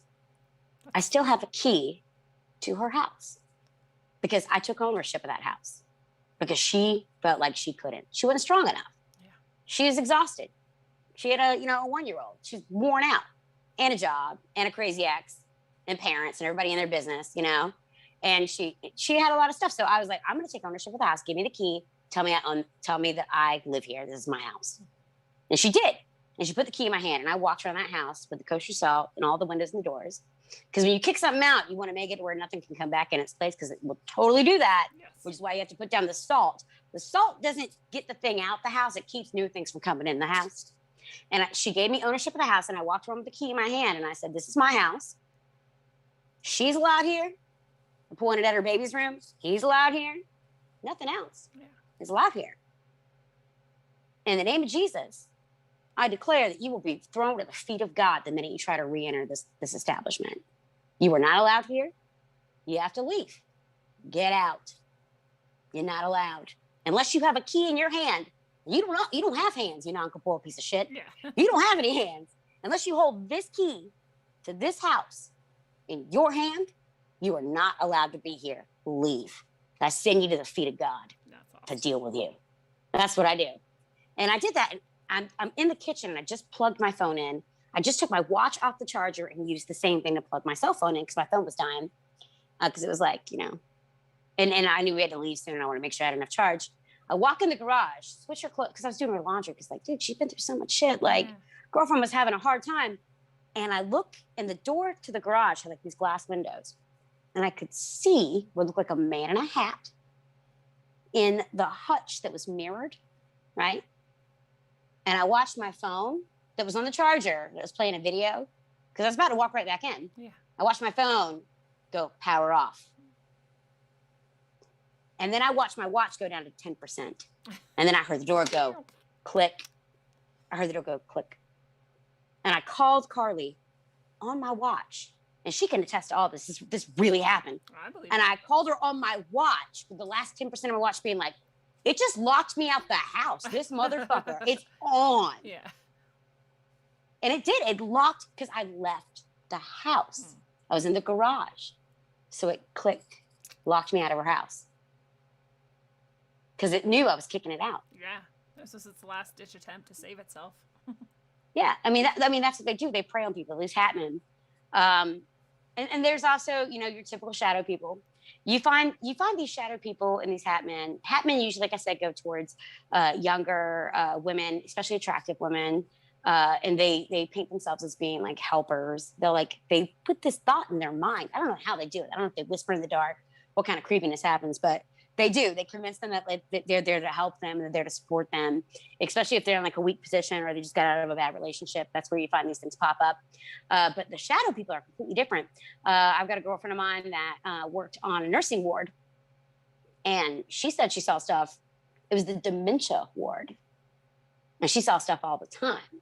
I have another girlfriend who's a nurse, and she was on the children's cancer ward, and she saw stuff all the time. These things are looking for a body. Yeah. I see them on homeless people, on drug addicts, on people who have just lost In the themselves. dementia ward, I think they just left the body or they're about to leave the body. In the children's cancer ward, they're looking to see who makes it out the other end because those kids don't come back the same. Mm-hmm. They're literally, every cell in their body is different. Yeah, that's a good point. Yeah, I like your method of cleansing too. That's very effective. I've used salt, I used water, and people, you can have it blessed, or you can, like, that kosher salt is a great idea. But you can it's blessed. It comes in the package, and it's easy to vacuum up, man. It's easy. Yeah, but you can also bless it yourself and ask, God or whoever you like, however you like to call that source, to bless it with you too, and that is also effective. And the ownership is the key. Yeah, literally the key. And like you said, you kick it out, you invite in the light, and then you make that boundary really strong, and preferably in that order for me, at least, and maybe yours is slightly different, but people in the chat are like, oh, I need her to come cleanse my place, and totally, you could, I think we both do those things for people, but anybody listening can also do that for themselves. But like you said, if you don't it's so feel easy. Like it is, anybody can do it. You're a sovereign being, God loves you, like, you can do it. But if it makes sense, though, if you don't feel like you can, or you don't have faith in that, to have someone like you or I come do that with you. So I also don't want to like make you feel bad if you don't, but I just want you to know that you can do it yourself too. Yeah, I mean, all it takes is it's the ownership. Take back your home, even if you're not on a lease. Even if you're at your boyfriend's house and you're living with your boyfriend, even if you're living in a freaking tent or a cabin or wherever, or you're living in a hotel room, it doesn't matter. Take ownership of your place. Use objects that you can ground that are in this reality in order to force the things that are in other realities to comply to our rules. Because even though when you look down, right, for example, I talked about the 2D where they can't see you, but you can see them. We have to want to watch them, right? And the same thing's true for the 4th, the 5th, the 6th. We're never alone, y'all. There are so many dimensions above the 3rd. But here's another thing that the rules happen to apply to. When you're lower in the dimensional vortex, objectivity. We have objects that tie us to certain things. Back to the first question that you asked me. I don't think that was coincidental. Yeah. No, it never is. You know? We have things that tie us, things that we're sentimental towards. Take ownership of your home. Take ownership of everything. And I mean, I get it. There are some people that it's just too hard. They're either scared or they feel silly doing it. Or, I mean, I get that. Yeah. But look, I can't save you. You got to save yourself. At the end of the day, I'm giving you the tools that you need. Use them or don't, man. Well, you and I probably both have also had the experience where you do something like that for someone, and then shortly after they invite something back in, and you're like, well, you have to that's why you have to keep the salt down for I would say at least 2 weeks, and I would add to it a little bit every single day in case some get swept away. The purpose of the salt is for you to declare that as a holy place. It's been blessed. And because that's what they do. When you kick one out, it comes back with friends. Yeah, it does. It might have to stand outside, but it's like, get them bitches. It's like the mafia, right? If you beat up a mafioso guy, right? He's gonna stand outside in his crutches with his nose broken, being like, "Get him!" Yeah, right. That's what these things do. So you have to have barriers, and you have to believe in it, and you have to say things out loud. Again, you have to speak things into being. There are rules. Yeah. Objects that tie. That is why you find haunted dolls and all that garbage. Because literally, there are things that can tie you to a place. Water helps facilitate this bond for some reason. I think it's which water is why and salt are both quartz crystalline and quartz and salt. Yep. because there are all kinds of things. Yeah. But salt, the same aspect, like it keeps them from coming back in. And it's not the salt itself. It's the belief in the salt. It's the belief in the spiritual rabbi that blessed the kosher salt that keeps them out. Yeah. When because it's been touched. You were describing that earlier about like all of humanity. We've been putting all of this energy into things, and it just reminds me of Rupert Sheldrake's morphogenetic fields, which I bring up all the time because it explains exactly that. You know, we're putting our belief and we're putting our energy into these ideas, whatever, right? You were saying you're not sure if Jesus exists or not, but Jesus exists either way as this concept, as this morphogenetic field, and it carries that energy with it. Whatever you want to, you know, believe that is or not, like, who cares, right? It works. It's good. It feels good. I have like the weirdest theory in the world when it comes to Jesus. If you want to hear it, I'll humor you. Yeah. It's probably like I get like Lay it on us. I like to base things on, again, that's why I can't lie, because I say some of the craziest crap in the world and people look at me like, what? You have no basis on that. I'm like, trust me, I think I know what I'm talking about. I think I know what I'm talking about. But I mean, I believe it like this. When you look at the Old Testament, right? God created man in his image. God spoke the world into being, then he created man. Then God created man with a companion. Lilith, how that fits in there, I don't know. But then immediately, the next generation is like, oh, yeah, I've got vegetables. You got animals. God loves you more. I'm killing you. Yeah. So he separates us. Then there's the Tower of Babel, and he separates us. Then there's Sodom and Gomorrah, and he separates us. Then there's Noah, and he separates us. And that, like, there's all these, and then Babylon takes over the temple and he separates us. And like, there's all these stories about God and man in this tussle where God's like, just follow the stupid rules. I gave you Moses we gave you the rules. How hard? 10. It's 10 rules. Just follow the 10 rules. What the hell? And God's like, I can't understand. So like any angry father, he goes, that's it. I'm coming down there. and he does. And he comes to earth as a man so he can understand what's happening. And he looks around and he sees these fallen angels, these darknesses, right? And he goes, oh, you fucks. I thought when I said, because hell is the absence of God, he's like, I thought when I said you didn't exist anymore, you didn't exist anymore. What are you guys doing here? Which is why Jesus had years where he didn't exist, because he's trying to be like, okay, I got to come up with a plan. Like, okay, look, I know they're here. As a man, I can see them. As a God, I cannot see them. They found a loophole. Those sons of bitch lawyers, those bankers, whatever you want to call them, like, oh, they suck. Like, he's like, okay, they've been influencing man to sin and fail all this time. How do I get them back? Oh, I know. What if I make it, because God is omnipresent, what if I make it to where my son's blood, my blood, cleanses all sin, and therefore it doesn't matter what they do or how much they mess up, because God's not sitting around with a eraser being like, oh, no, taking him out the book of life. He looked at porn once. No, what? She bought cigarettes. Oh, she wore the wrong outfit to church. It's over, Carrie. You're done. You're out the book. Like, that's not how it works, right? God sits around and he's like, how do I help my creation succeed? Oh, I know. I'll die here. I'll shed the ultimate blood. And then there's no more sacrifices that need to be made. They're free. They're all free. So even if these things whisper in their ears, all they can do is whisper. And even if they ruin their lives and they murder or they kill or they become Hitler or whatever, it doesn't matter, because the blood has been shed. And here's the secret, because God is omnipresent, right? That means that Jesus is also omnipresent, which means he's forever on the cross. He's forever being stabbed in the side. He's forever having vinegar rubbed on his head. He's forever being mocked. He's forever watching his mama cry. He's forever suffering. But in the same aspect, he's also forever risen from dead. It creates a paradox, which solves the riddle of how to cleanse man of this darker influence. So we're already, even if you don't believe in Jesus, you don't believe in God, we're already saved. So it doesn't matter what you think or what you feel, and you can march all you want, any parade you want, and you can condone 9-month abortions. Maybe that's what God intended for them, anyways. I don't know. That's not up to me. I think it's child sacrifice and how they spread it to the new world. But it's like no matter what they do, they have these ridiculous encounters with God where God wins, anyways. I mean, I think that's what the Mandela effect shows, if anything. Like, come on, like it's the Mandela effect. Who does Mandela hate more than anybody? The Jews. Oh. Right? And then the second one is what? The Berenstein Bears? Yeah.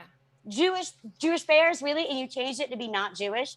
You guys are doing a great job there. Your time travel, it's really working out for y'all. But I mean, I think that's what's happened. I think that everything is like a series of comedies.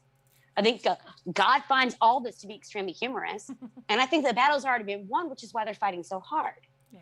So there's no need to like get angry or feel hurt.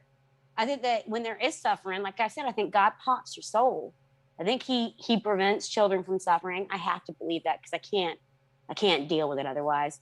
And I have to believe that God chooses people to spread the kind of message that we're discussing right now, because free thinking is not the easiest thing in the world, especially when surrounded by propaganda. And the saddest thing of all, Lindsay, why do you think they censored everyone we know on the damn YouTubes? Mm-hmm. Why do you think they did that? I know why. Because we were winning. Because we're winning. Mm-hmm. Every time something bad happens, it's because we're winning. We've already won. I even wonder Only how much God knows the future. Yeah. I even wonder how much of their shit they didn't get to pull off because we were aware and we like spread the seeds and people noticed, and then they had to switch the game up or whatever. They're playing whack-a-mole. They'll never get us. There's always going to be somewhere else for us to pop up. It's Pandora's box is open. The internet's out there. It's over. It's over. It's over. They cannot stop it. It's done. I mean, look at you know how Facebook came into being, right? Yes.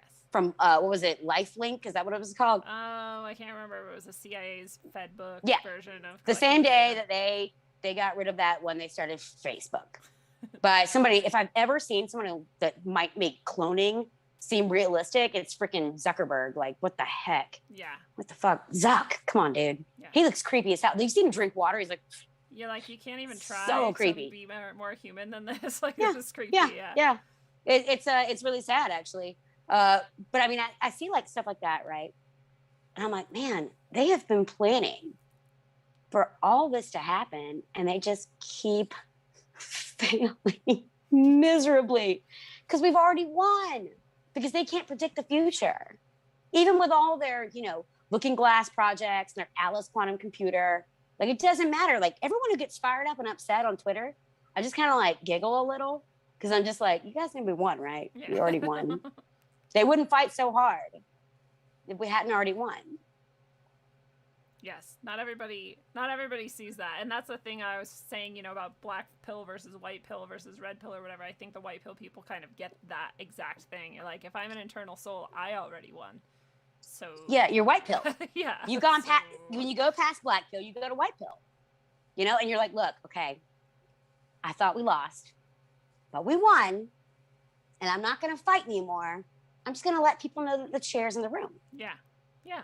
It's here, it exists. Do with it what you will. Yeah. Here's the information. You cannot give truth to those who don't seek it. Thank you, Sam Tripoli, for teaching me that. He taught me that more than anybody. And I mean, that's the truth. I mean, and that's the thing about like people that are conspiracy theorists or people that are truth seekers. We're like one of those like brand new baby Christians. We're like, have you heard the good news? Yeah. Have you heard the good news? Like, and you want to tell everybody. You're like, oh, here's the deal. This is what happened on 9/11. Yeah. And like you get really into it. And really that's like a self-seeking, like egotistical, like way for you to balance everything in your own head. So you can feel like you're right. Yeah. So being red-pilled, it's not the end of the journey. You have to fall far. You have to hit rock bottom, spiritually and otherwise, in that black pill thing where you wake up 3 times in the middle of the night and lock all the windows and, like me, slap somebody's camera out their hand at a playground, be like, don't take pictures of my child. Yeah. I wasn't recording your child. I'm like, I don't believe you, smack. Like I did that. I did it. I would get up 3 times a night and make sure all the windows and doors were locked because I was like, they're coming for us. The Illuminati, whatever, right? right? Right. And like, they're all powerful. And then like, you come out the other side of it and you're like, man, I feel really silly because like we've already won. Yeah. Hmm. Exactly. I know, and I have so many people who are like, why aren't you covering this? Or why aren't you talking about this more? Or why aren't you doing this? Or why aren't you making basically a cult? Or you're like, Because it's not up to you to like, tell me. This is not. It's not for you to tell me what to do, bitch. Yeah, I'm like, you no can offense. go do that, and I'm going to keep doing this. If you feel called, I'm going to say that anybody who's listening to this, if you feel called to get the message out there, I just joined an amazing new app. Thanks to my friend Rantcast, Chris, who introduced me to it. And it's called Stereo. And Stereo is an app on your phone where you can have random conversations with people, or you can have planned conversations with people. And it's like you're on the radio, and it's so easy. It's literally plug your headphones into your iPhone, turn on the app, record. That's cool. It's so stupid easy, and anyone can do it. And then you can take those conversations that you have with other people, and you can put them up on your Twitter, on your IG, on your YouTube, using like GarageBand, which I think my friend Kyle from Big Jump Podcast, he's the one that told me about the GarageBand like flip-flop step that you can go through to like put your stuff on YouTube with. And like, dude, it's so easy. It's free. Use their technology against them. Yeah. That's why it's there. and there's so many people. If there's enough of us, they can't whack-a-mole all day, every day. They go after the big guys. And if you get too big for your britches, take it as a compliment. Yeah. And change your name and just go back in it. You know, they've already lost. It doesn't matter. I think of it like this. Someone like Sam Tripoli, who you know and I know, good friend of mine, and we know one of my heroes. Sam, he was like a finger. He was one finger, right? And for the longest time, he was just poking at him, right? And it might have pushed him a couple inches back, but like they're like, we're the beast, smash, like, and it happened to him so many times. But what's happened is because of people like Sam Tripoli, people like you, Lindsay, people like the Conspiracy Farm, people like Charlie, people like my friend Kyle, people like my friend Grantcast, like we've become a fist, right? A finger by itself isn't going to do a lot of damage, but if you take all those fingers and you push them together, and then you aim, it's a fist. And a fist can do a lot of damage. And they don't realize this, but by splintering us, all they've done is make us into a fist. Yeah. They've made us into a couple of fists. They've made us into an army. You strike me down, fists. I will become stronger than you can even imagine.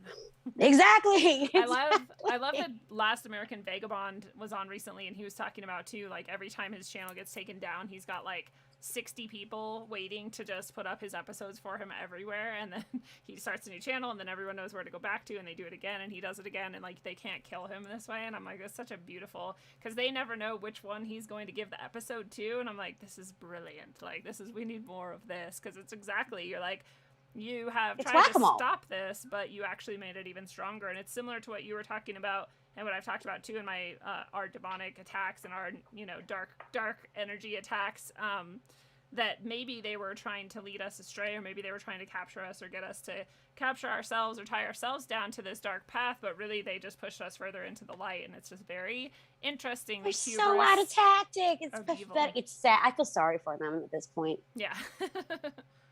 I do. I feel sorry for them because they're not creative, sweetie. They can't think for themselves. They only do the same things over and over and over again. But because we can create, we're always going to find a way around. We're like, we know all your tricks, but you don't know any of ours yet. Yeah. And when you study history and you learn where we came from, and you study ancient religions, and you study like what these people do and how they do it and when they do it, there's a clear playbook. Yeah. I mean, for even the thousands most and thousands of years. mm-hmm. Even the most like rhino Republican will discuss the Democratic playbook, right? Sadly, they don't realize that everyone's evil, but you know, whatever. Yeah. Tribalism, anytime you put yourself in a group, you're going to fail. Absolutely. Because that's not how we're meant to operate. Maybe in small tribes, but we're not in small tribes anymore. We have to learn how to get along. And it's so important to like take the words that you have to say You can't give truth to those who don't seek it. You can't force someone with a billboard to come to Christ. You can't do that to people. You can't force someone to be more enlightened. It's something that's their own journey. And usually, I hate to say this and it sucks, but you get there through suffering. Yeah, unfortunately. It's called growing pains for a reason. Yeah. Well, what's your best and hope and vision for the future, despite the very strange darkness we're in right now? And how do you hope things go, or where do you see things going from here? Obviously, we don't know the future, but what's your hope? Dude, I have so much hope. Mm-hmm. I mean, like, you know, that's the ultimate 4-letter word, isn't it? That nobody wants you to like know is hope. Yeah. Right? That's the ultimate fuck you, is having hope. Because we're told left and right, like, oh, then we got this, then we got that, you need a vaccine, and blah, blah, blah, and the passports, and voter registration, and the election's been stolen, and blah, blah, blah, blah, blah, blah, you're racist, and yeah, whatever. Yeah. The ultimate 4-letter word is hope. Because I know that, look, if anyone's a Republican listening to this, if anyone's a Democrat listening to this, if anyone's politically homeless listening to this, Trump had to lose. He had to lose. And he had to lose so that we, the people, could understand that there are things afoot. There are strange things afoot at Circle K. And we've got to figure out where we slipped up, what we messed up. We got to fix our culture. We got to fix our society. This is a long road in front of us. Yeah. But the important thing is that if you don't know that the problem exists, how do you solve it? We know now Trump had to lose. So anybody that's sitting there being like, oh, well, you know, Trump should have won, blah, blah, blah. They're going to approve America. I don't care. None of that matters. We have to go through what we're going through right now to prepare us for whatever's coming next. And there is no good guy and there is no bad guy. There's just a guy doing his damn best, whether it's me or you or anyone else, to make this world a better place. And that's a personal responsibility. And even if you can't change things on a big level, you can change things on the small level. Anytime I go to a gas station or a drugstore or a fast food line and someone's having a bad day, I make a point to try to make them laugh, try to say something nice, try to turn around their day, because they touch all the other people that come behind me. 200-something people. Just because I'm nice to someone who was mean to me at, McDonald's, because I'm nice to her, that turns her day around. I try to do everything I can to make her laugh and turn her day around, because then she touches everyone else behind her, has to deal with that. And you don't know what's going on in someone's personal life. Yeah. You don't know what they're dealing with.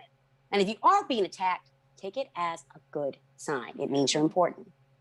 The people that don't get attacked, the people that really have no hope. Yeah. But you can turn things around for people in small, little ways every day. You can't change the world in one day, but you can change how you react to other people. You can change how you present yourself to the world.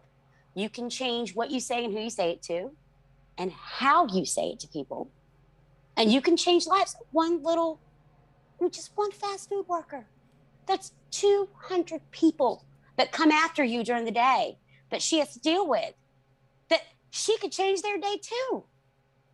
And you have to look at it like that. No, there's no feat that is too small. There's only things that are too big. So go for the small stuff.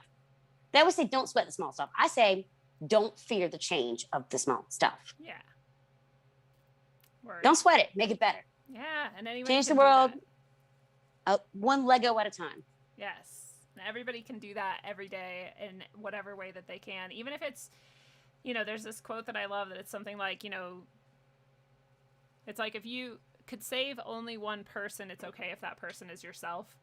Sometimes the person you're smiling at and trying to make laugh is yourself, and that's also okay. You're like, that's also acceptable, because that's going to affect everyone else too. No, you're absolutely right. When you get on a plane, the first thing they tell you is, when you have a small child, you have to put the oxygen mask on yourself first. You can't help anyone if you can't help yourself. Right. Lifeguards kick people they're trying to save away from them until they calm down enough to be able to rescue them. Okay? You have to be able to save yourself first. You can't do a damn good thing for anyone else if you're in pieces yourself. You have to practice positivity. You have to practice happiness. Make it a goal. Write it down. Speak it out loud. Yeah. And ask for spiritual help because it's there waiting for you too. And accept the little victories. Love your little victories. Yeah. Little things. Yeah. They add up to big things. Yeah. And then it just reminds you of what you can accomplish and what you can do. It's beautiful. And you can do anything you set your mind to. You can. We are made of star stuff. We're powerful beings. That's what Carl Sagan says. We are made of star stuff. We are in God's image. We can do anything we set our mind to. We just have to first believe in ourselves. It's beautiful. Well, do you have anything coming up that you want to share with people, or anywhere that you want people to go to support you, or anything else that you want to shout out before we go to some final thoughts and closing down? I have a YouTube channel. I'm trying to get to 1,000 subscribers so I can live stream. Yeah. It's kind of a mess. Trying to clean it up. Again, I didn't pick myself for this. God picked me for it. Right. So it's just like, I guess we're going swimming. Yep. That's what happened. Dive in. And I've got a really good podcast I did with a friend of mine named Kyle called The Big Dumb Podcast. It's episode number 21, where I talk about satanic ritualistic abuse. I think it's powerful and important. And I'm sorry to tout someone else's podcast and your podcast, but that's how important I think this interchange was. Yeah. And, I highly suggest anybody sees that, because I think I go deeper into depth, because I felt like I was on that day. Yeah. And I said everything I needed to say. Not that I'm not on right now, but I was like I feel called by God to tell people about this one. I have a Twitter. You can find me under FranticMissy. I have an IG. You can find me under there under FranticMissy. You can just search on YouTube for FranticMissy and see other videos that other people have done with me. I have a podcast coming up with my friend VLink Q that we're going to be starting, like, once things calm down, because it's summer, so we got kids and it's just kind of weird, but we're going to be doing one called White Rabbit. Cool. That's going to be coming out soon. I've got my stereo is the best place to find me. I've been doing a whole bunch of stuff on stereo. Again, just FranticMissy. And you can find me on Altspace VR, where every once in a while I do a podcast under the name Damn It. DAMMIT. Awesome. And I have some of those links below, so if anyone wants to click over and subscribe on your YouTube channel right now before you forget, give Missy some extra subs and likes so she can get to live streaming. It is annoying that you have to get to certain mileposts, and then you can't even. I don't own a computer, and I've got a crack tops, and that's it. And I don't want to have to buy a computer. I don't need one. And they're very likely already targeting you because you've been targeted before. So we all know that it's best if you can just go support people. So go over, comment on some videos, and subscribe right now, and then check out the other stuff as well. And Missy, what kinds of thoughts or ideas do you want to leave people with as we close down tonight? Just never give up, ever. Not on yourself, not on the other people around you. If you're bummed out, or you're having a bad day, or you feel sorry for yourself, or you're sick, that sucks. Sorry. But find someone to bring you up, because there are people that you're friends with. Don't be afraid to be honest with your friends and your family. If you're having a hard day, just be honest, because no one can help you if you don't tell them the truth. The enemy is the lie. And like I said, I am brutally honest. Don't ask me my opinion unless you want to hear it. Mm-hmm. And I keep that cope with myself, because it makes everything that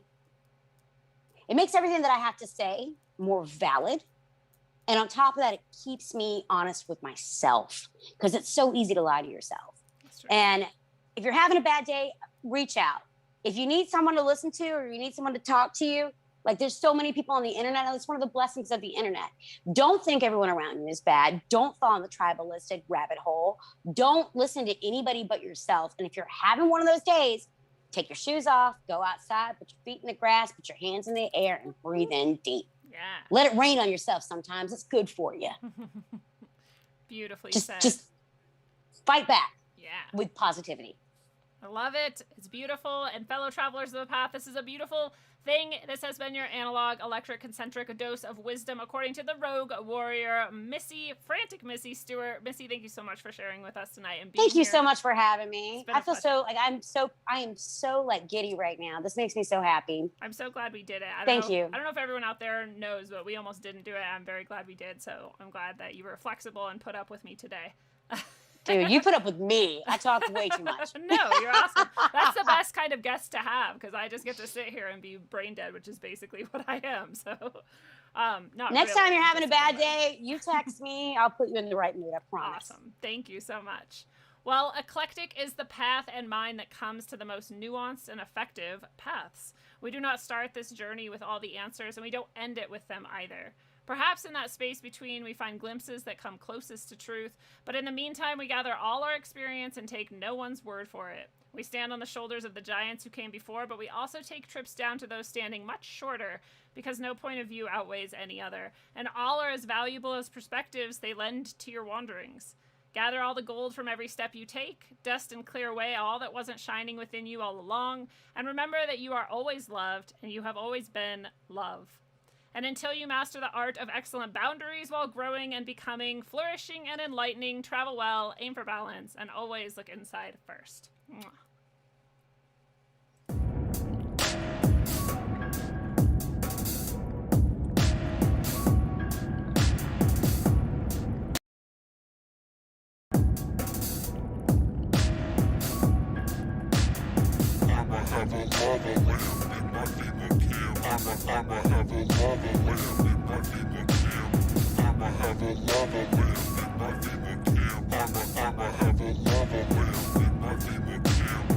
Domestic terrorists. They're not wearing masks. Domestic terrorists. It's that basic, it's that simple. And the question is, how are we going to really almost deprogram these people? These extremists, authoritarians, fascists, bigots, racists, nativists, even libertarians. They're not wearing masks. Let us never tolerate outrageous conspiracy theories. Oversensitize them to what we have to do.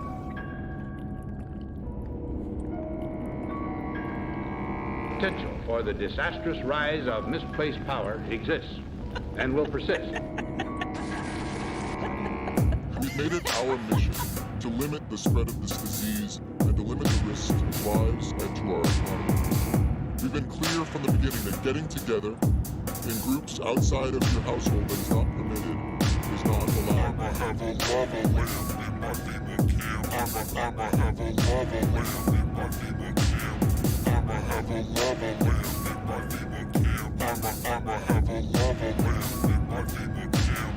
And we need to make it clear to them that the vaccine is the ticket back to pre-pandemic life. And the window to do that is really narrowing.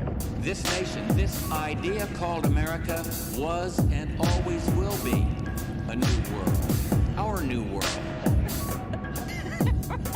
Today we're taking steps to confront not just the gun crisis, but what is actually a public health crisis. They're not wearing masks. You know the old expression about snitches? Well, in this case, snitches get rewards. We want to thank you for turning folks in and making sure we are all safe. Are you proposing taking away their guns, and how would this work? I am.